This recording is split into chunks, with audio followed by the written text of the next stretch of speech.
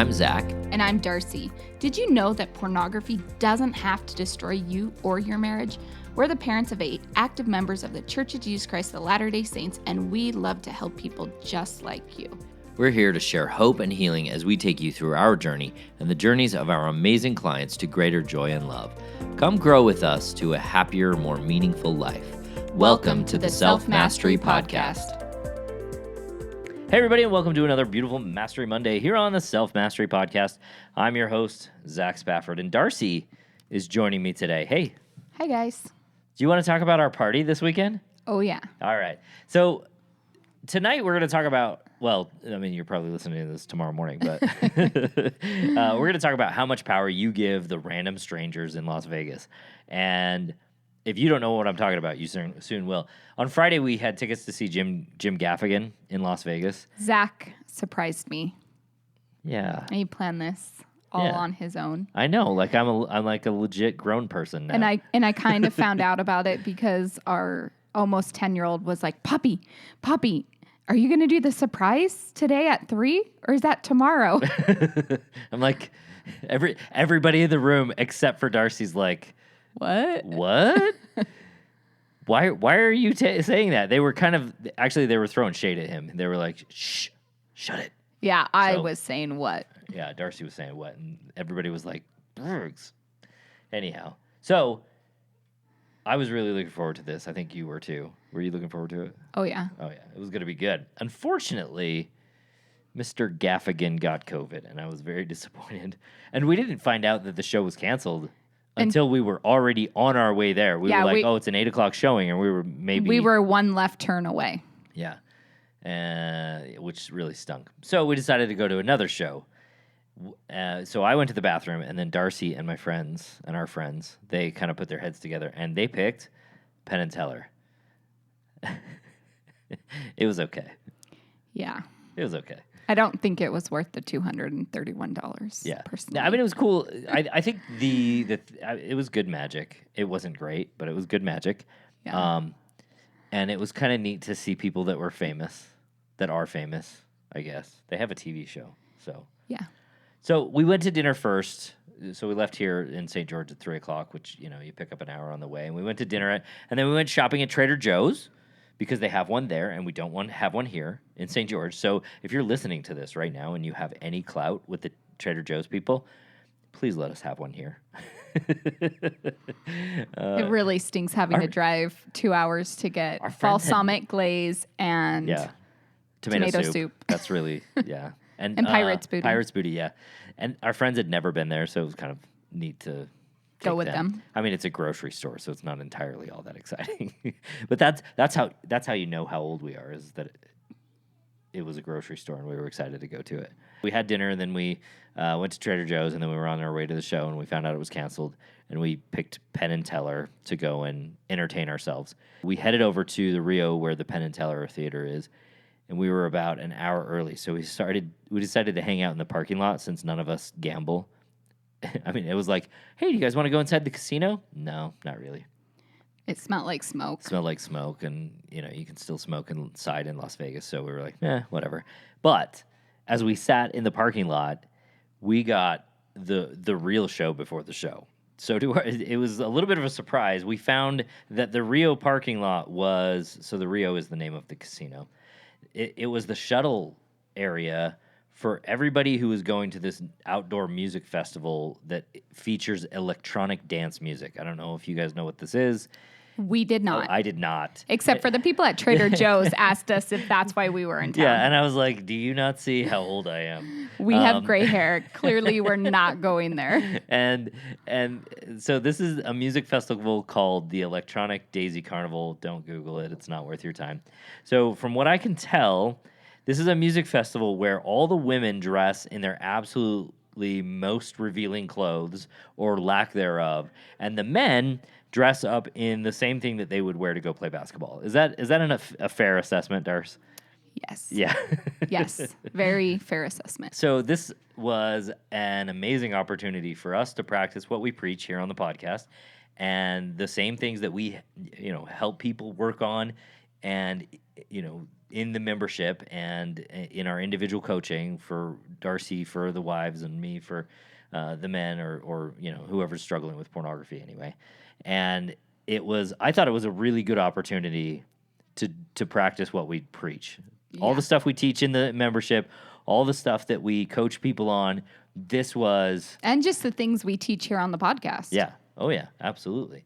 So we would like to share a little bit of our experience with you and a few tips on how you can thrive as individuals and couples when life offers you an experience like the one that we had on Friday. And I am almost certain that if you live a normal everyday life, you will never experience what we experienced on Friday night. It was because I'll be honest, I literally thought it was illegal to dress like that in public. Yeah, so. It was a lot. It was a lot of everything. So let's start with you, Darcy. What was the first thing that you saw there, or what was the first thought that you had about this? Just because someone is showing off their body doesn't necessarily mean that your partner is sexualizing it.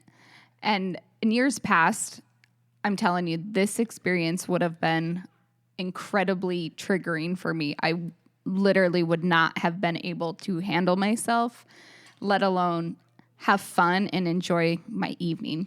So just to give you a little bit of a background to what was going on is we were sitting in this car and we were just talking with our friends and we were having a great time and we were laughing and, they are big fans of like self-help and JFF and just the work that we do. And so we were just talking and having great conversation. And that's pretty much how it always is when we are with these friends. And then all of the sudden, people started flocking into this parking lot. Yeah, we were there. We were there, and we didn't see any of these people. Yeah, and then all of a sudden, there was like person after person after person just walking past. And, originally we were like, what is this? And then we looked over and we saw that, this is the shuttle parking for that thing that the guy at Trader Joe's was talking about. How random is that? Because that was literally like 25 minutes away from where we currently were sitting in this parking lot. And anyways, so these people that were walking by were dressed in a way that I have never seen anybody dressed. In public. Unless, yes, ever. Yeah. Really. Yeah, I guess that's true. It was not. I mean, I think you can see it on the internet. But you've never seen it like in real life. Yeah, I've never seen it in real life, right? I guess what I'm saying, in public, I've never seen anyone dressed in the way that these women were dressed. Or basically not dressed. Yes, not dressed. I mean, like, I would maybe wear some of the things behind closed doors, but that's about it, right? And so it was just, I don't know how to explain it, but it was kind of shocking, right? Kind of like, whoa, where are we? And then it became this experience where Zach and I and our two friends we like noticed what was happening, right? Because it was hard to miss. But then we just kind of talked about it in just a very nonchalant, non-sexually, non-sexual way. And it was kind of fascinating to see how we were all able to see these bodies and recognize these bodies more from an objective point of view. Which is not to say objectifying. No, just like objectively, like, oh, there's people, there's women, there's some butts, right? Oh, wow, there's some breast with just pasties on, right? So, and these were experiences that obviously this is not anything that we've ever experienced in our entire lives. Our friends go to Hawaii a lot, and so they see a bit more. They see a bit more people dressed like that, but not to this extent either. And so we were just talking like, wow, this is really interesting that, and we looked at it more from like, wow, they are dressed as like characters, and this is the character that they chose to go to this event in. And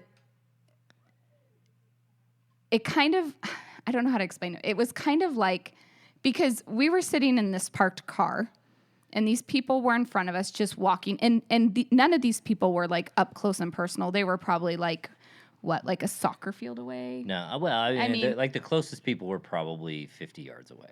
Yeah, I'm not good at yards, but they weren't like right next to us, right? They were far enough in the distance. They were 5 car lengths in front of us. Yes. Maybe less. Yeah. That it wasn't like we were right there, but it was kind of like they were on a stage and they were walking across the stage of our minds. And as they walked, it was like, okay, yeah, I noticed them. They're going across the stage. And then as they passed our sight, they were gone. And it wasn't like there was obsessing about it. There wasn't, I guess for me, it wasn't like I was freaking out about it, because in the past, I'm telling you, I would have just not been able to handle myself.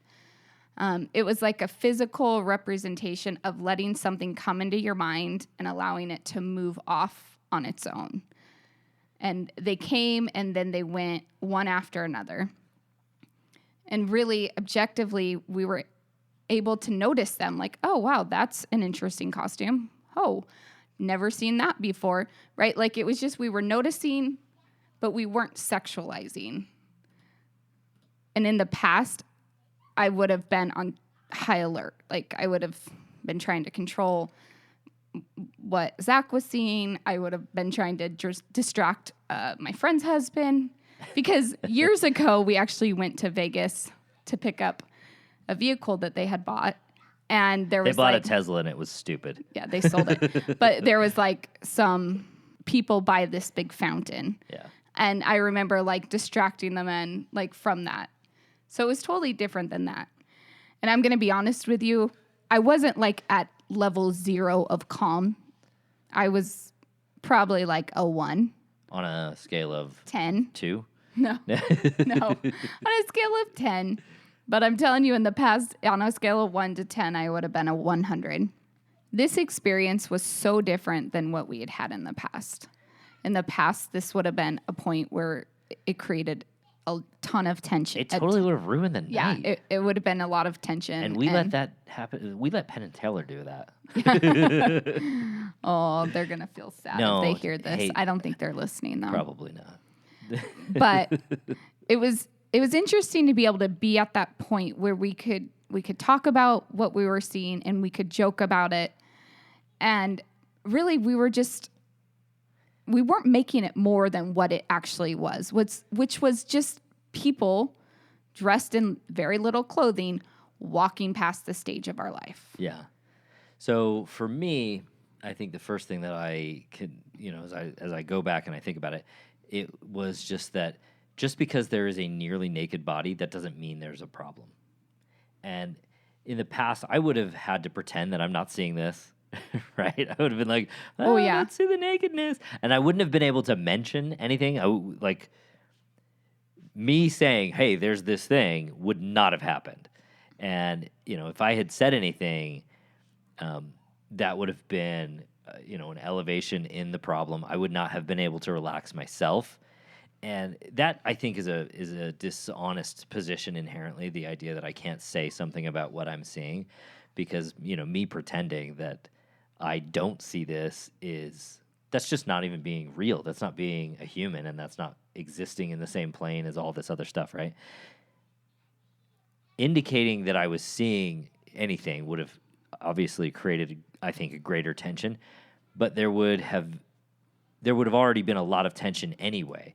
So it would have been like, I'm either going to pretend that I don't see this and there's tension, or I'm going to say something and then there's greater tension, which I think... Or you're going to pretend that you don't see it and be thinking about it because you're trying to not think about it. And I think that would have created an entirely fake moment. And then at the end of the night, I would have waited for the questions from Darcy. What were you looking at? Were you fantasizing about that? Were you wishing I wasn't there so you could just gawk? Is this gonna lead to something? Yeah. Is this gonna be a problem? Yeah. And this experience for me was the opposite of that. It was it was me and Darcy and our friends. We were just talking. We didn't make what was happening necessarily the focus of our conversation, but we also didn't not talk about it. We didn't freak out and say, oh, we got to move the car or whatever. Yeah, and it wasn't like it wasn't like any of us were pretending that we didn't see what we just saw. I mean, I don't know how you could have. But it also, I don't know how to explain it. It also wasn't like we were checking it out either. It was just like they were walking by and we saw them for a split second. It was as if they had all been dressed in suits and ties and evening gowns. Yeah. Well, and it was, I think, partly because we weren't bringing so much energy to what it was we were seeing. It wasn't anything that created a bunch of anxiety. One of the main things I realized was that I don't have to give my power and all of my emotional energy and angst to random strangers that are just passing by. I kind of mentioned this before, but in the past, I would not have been able to be present. I would not have been able to sit in this car and have an amazing conversation with our friends while also noticing these people walking across the stage of my mind. In the past, there would not have been laughing and joking. This would have felt like a threat, a personalized threat against myself, my marriage, Zach, all of the things. You said earlier, you were like, this would be like life and death. Yeah, totally. That's how bad it would have been. Yeah.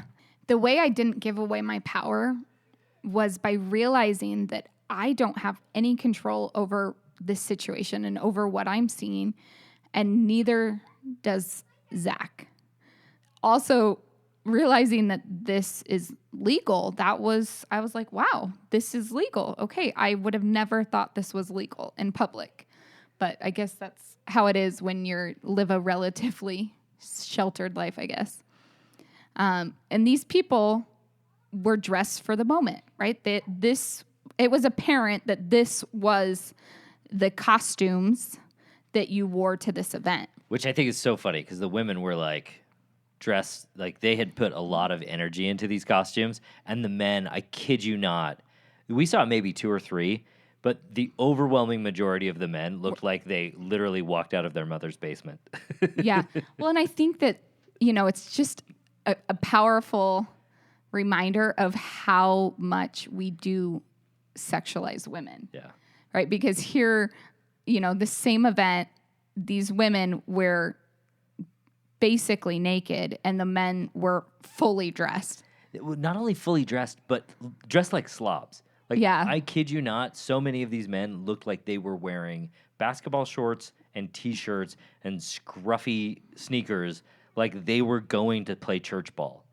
And maybe not church ball, but basketball, wherever, whatever, right? Like, they were not dressed as though this was some cool event, like the way the women were. It was insane to me.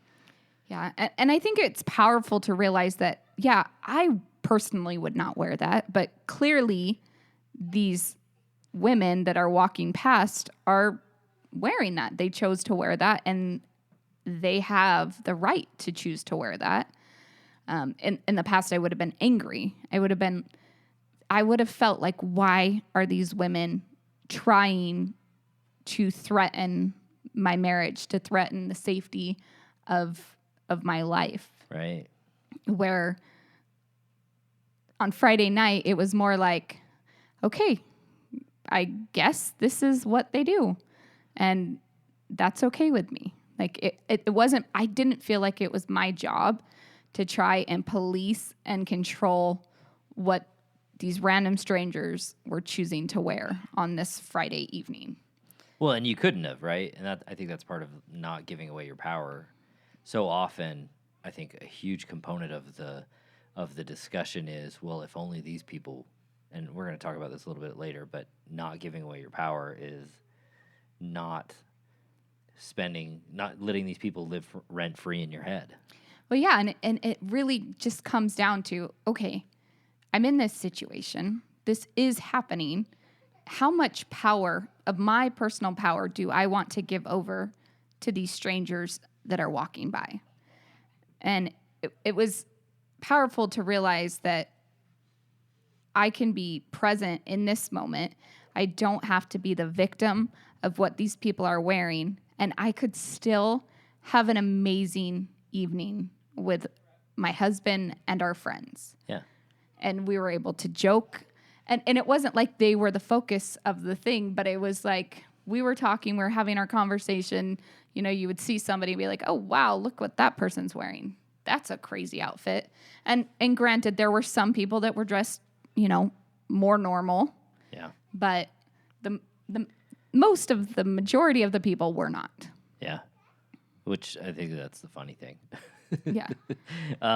For me, one of the biggest components that I found interesting was that I'm not going to allow myself to be in trouble for something that was not in my control. Yeah. That I didn't have anything to do. Oh, go ahead. Sorry, I just wanted to go back. Like in years past, especially with these friends that we were with, we certainly would have decided to move the car. We would have changed our plans in order to avoid what was happening in front of us 50 yards away. Yeah. But instead, I felt like it was so much more powerful to be able to sit there in this moment, have a great time, and not allow these strangers to dictate what it was that we were going to do. Yeah. And I mean, back to what I was talking about, not letting them dictate whether or not I was in trouble because you would get mad. Yeah. And that was always a kind of a big thing in the past. You know, I would have given my power away to Darcy. I would have said, you know, this crowd is not acceptable. And, you know, she would basically say, well, this is how we're going to behave. And I would, you know, I'd put myself in this one down kind of run away from the trouble situation. And instead, you know, I just made comments and I acknowledged what I was seeing because I was living a real experience. And in past years, I would have put myself in a position where I would let Darcy guide the choices and the conversation while trying to manage my eyeballs, right? So she would be trying to manage my eyeballs. I would be trying to manage my eyeballs.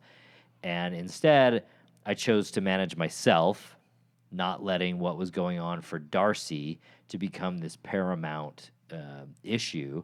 You know, her anxiety, not enfolding into her anxiety here, and let my own experience guide my process. Because that kind of one down, I'm in trouble sort of position, I think is a pretty standard position that we men take when it's pretty clear that the moral high ground lies in never seeing anyone naked or never seeing anyone who is scantily dressed. But the problem is, if we inhabit that space, one, we are enfolding into the anxieties of another person, which is it's a horrible experience. Number two, we're not being real and truthful about what's actually happening here. We create this false alternate reality where I'm supposed to be able to fix something that I have no control over. And that is just a miserable, miserable time. It would be for me. And you guys are hearing our kids. They're playing outside our door right now. So sorry. I don't think they can. Maybe hear, you can't hear them. Hopefully not. If you can, that's what it is. They're having a tea party. Yeah, with they're so cute. Homemade lemonade, not with tea. Homemade lemonade. They're probably making a horrible mess that I'm gonna have to clean up, but it is what it is. So the next thought. So here are a couple of things. That was our experience, but here's a couple of things that I think that you can do to really make this experience your own and not something that you just hear Zach and Darcy have, but that you and your partner can experience together in those moments where, yeah, you might have freaked out before. Well, and I think it's important to realize that what happened on Friday night was something that I can't imagine you would ever. It was a very high level. I mean, unless you are literally at a strip club, I can't imagine you and your spouse will ever have this experience ever in your life.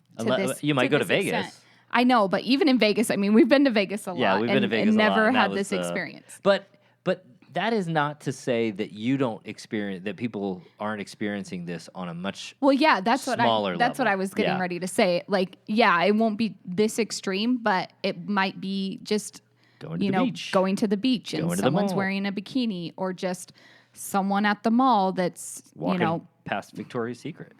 yeah, all of those things. I mean, you guys all know the things that are triggering for you to see. The men and the wives right now, they're like, yes, we know. We all know what experiences trigger us, Right. for sure.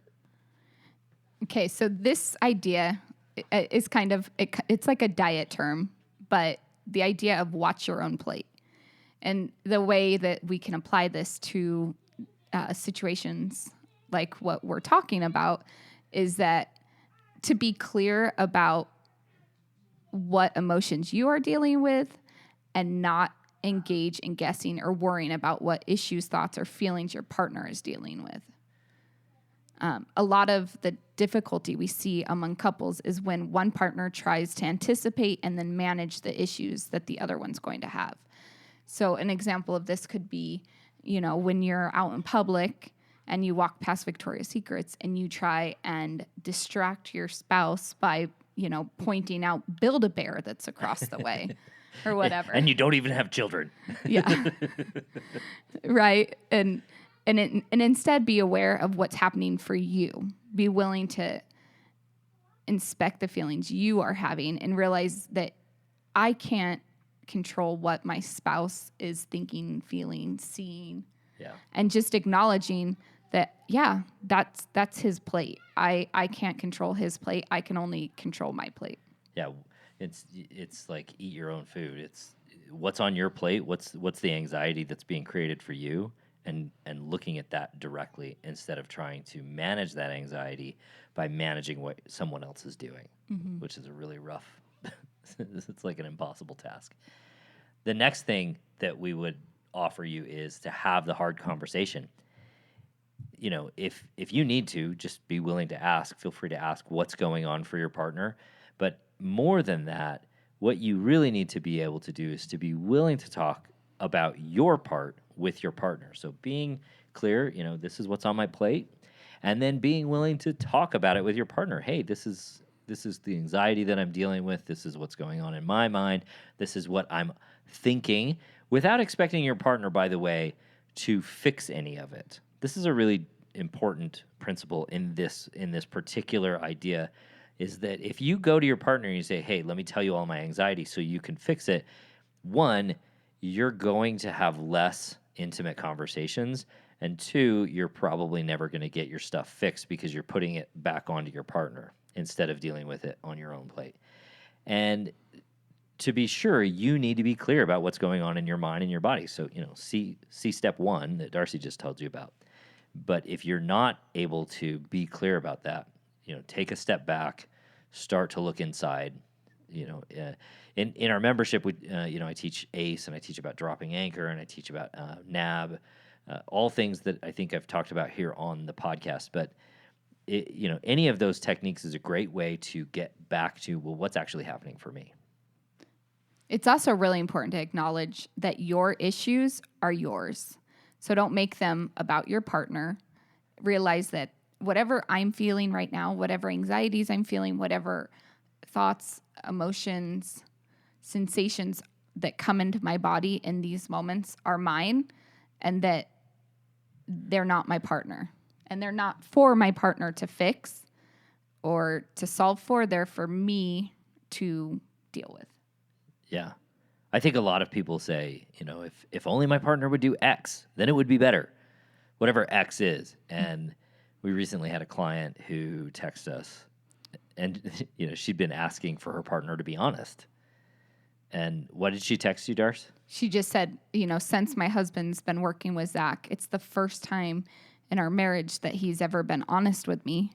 However, I still don't feel good. Right? Because I think oftentimes we think that honesty is what we need, and as long as our partner's honest, then everything will be okay. But the truth of the matter is that just because they're honest doesn't mean that it's going to solve for the feelings that you have inside of you. I think in the long run, everything will be okay if two things. One, you're able to continue that honest path, but two, you as the person who's hearing that honesty is able to deal with what they're saying.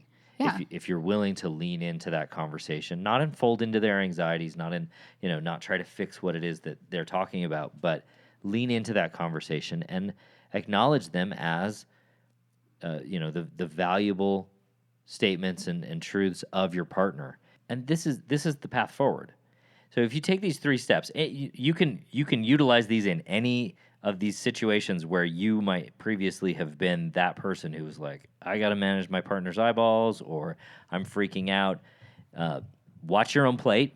So if you're the guy and you are worried about what your wife is, and I say the guy, meaning the person who has a struggle with pornography, and you're worried about what your partner is thinking and feeling because you think you have to deal with that, take a step back, look at your own plate, and go, what's going on for me?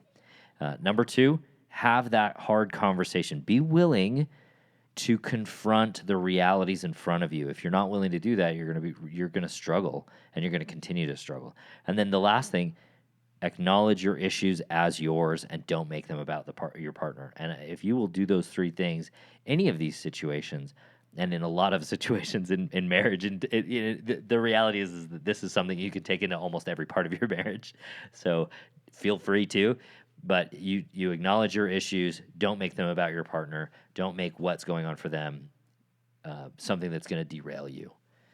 Absolutely. All right. All right. So to finish this off, we asked our friends. Yeah, we asked our friends. We were really curious what their experience was of this situation, because this was also an experience in the past that would have been a real source of anxiety and friction it would have for been them. a big deal.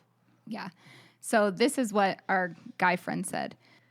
It was a great experience for me. I felt like it was a fun and yet calm, confident atmosphere at which we can say, yep, that's what they're wearing, and we don't have to hide or look away because it's just people and bodies. I didn't feel an overwhelming need to look, nor an overwhelming need to look away. I didn't hate them like I would have in years past, or felt like they were affecting my happiness or my safety. They were humans trying to express themselves, and that's totally okay and fair, and that is their right to do as they please with their attire. It wasn't about me or about them. What was relevant is I was hanging with my best friends and my wife on a date. And then we asked his wife what her experience was. And she said, I agree with him. All the same feelings of not being hyper about what people chose to wear and what that would mean about what he was thinking or how he would act on it later. A lot of those same feelings we have felt on our recent trips to Hawaii. Hawaii used to be a bittersweet vacation for us because it used to mean lots of anxious feelings or acting out later. Now it's so much more calm and doesn't take up headspace of whether to look or to look away. It just is. And to me, guys and gals, everybody who's listening to this is the encapsulation of the work that we do. It is taking it from, oh my heck, as they say here in Utah. I had to try that out. From this place where this is an amazing anxiety-producing moment to, yep, that's what it is. And we move on, and we have a great night, and we enjoy each other's company. That, to me, is amazing. Well, yeah, and I think it was just a powerful example of how, if you're willing to do this work, if you're willing to do this hard work, these have been our friends for years and years and years, and we know them better than probably anybody. Probably better than their own families. Right? For sure. And so it was just such a powerful, I don't know, it was like an encapsulating experience come full circle of the 4 of us being in this parking lot in the middle of Vegas where people were dressed the way they were or dressed. not dressed. Yeah. And I think it was just, I don't know, it really was an amazing experience. And I know that sounds so ridiculous to be like, yeah, it was so amazing that we saw these half naked people keep walking by, Yes. hundreds of them. We're not even talking like 5 or 10. We're talking hundreds of people. Busloads and busloads of these people. Okay. But it was just, I don't know. It was so fascinating to be able to be in this place where it was comical. Yeah. Like it was not a sexual experience. It was not an objectifying It wasn't destructive experience. Yeah. It was not a situation where it held all the power and that it controlled us and that it ruined our evening. It was really this, I feel like, beautiful opportunity to realize how much progress we've made, how far we've come, how far our friends have come, and just really live what it is that we preach, that we teach to, I mean, literally to the fullest idea of living what we preach and teach. I don't think it could have been any more than if we had been like dropped at the Playboy Mansion.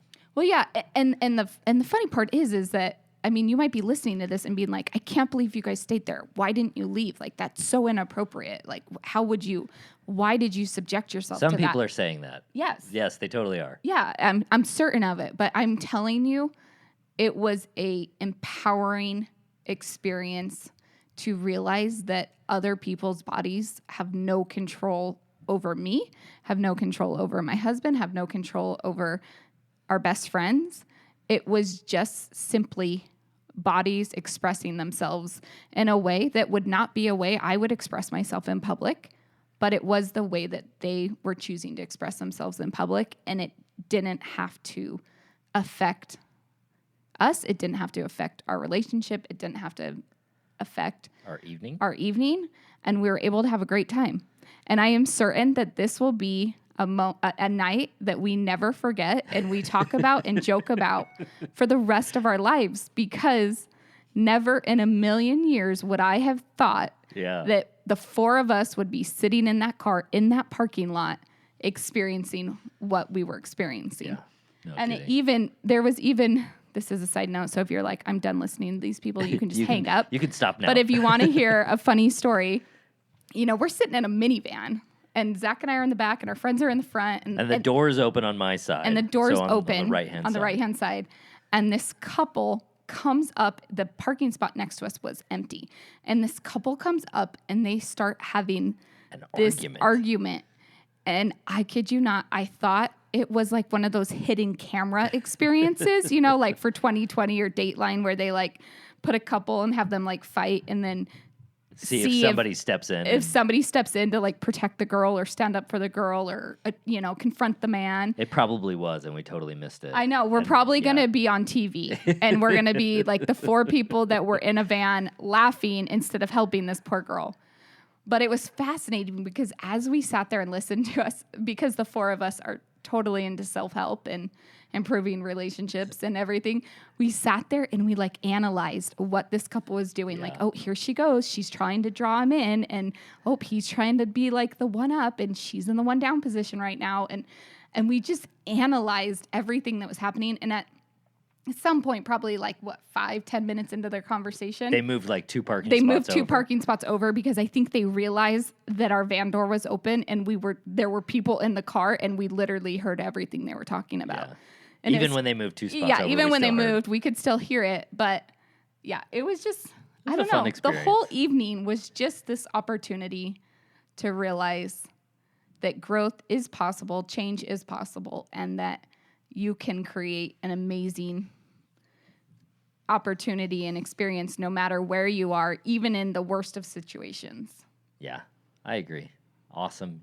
You guys are awesome. Thanks so much for listening. We love you guys. And if you guys want to come to Vegas and try out all your new skills, just let us know and we'll go with you. All right. No, I don't think it would be something I would sign up for, but yeah. All right, you guys. Have a great week. We'll talk to you next time. Bye. Bye. Thanks for listening to the Self Mastery Podcast. Every day, Darcy and I work with amazing men and women to remove pornography from their lives and relationships. If you're ready to take the next step in your journey, let us help you. Sign up for a consult at zachspafford.com/workwithme, and you can set up some time for you or your spouse to meet with me or with Darcy, and we can help you get started on your self-mastery journey.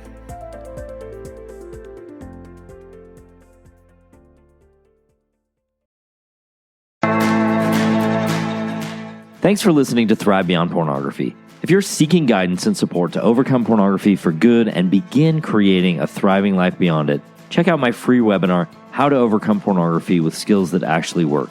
You'll learn practical, proven skills guided by an expert coach who has personally overcome pornography. Whether you're getting started for just yourself or along with your spouse, Darcy and I can teach you the tools that will help you put your life on the right path for you. Be sure to check out the show notes for a direct link, and if you could take a moment to leave a review wherever you listen to podcasts, it would mean the world to us. Your reviews play a significant role in helping others discover the show so they can join us on this transformative journey. Thank you for being part of the Thrive Beyond Pornography community. Until our next episode, stay strong, stay focused, and keep thriving.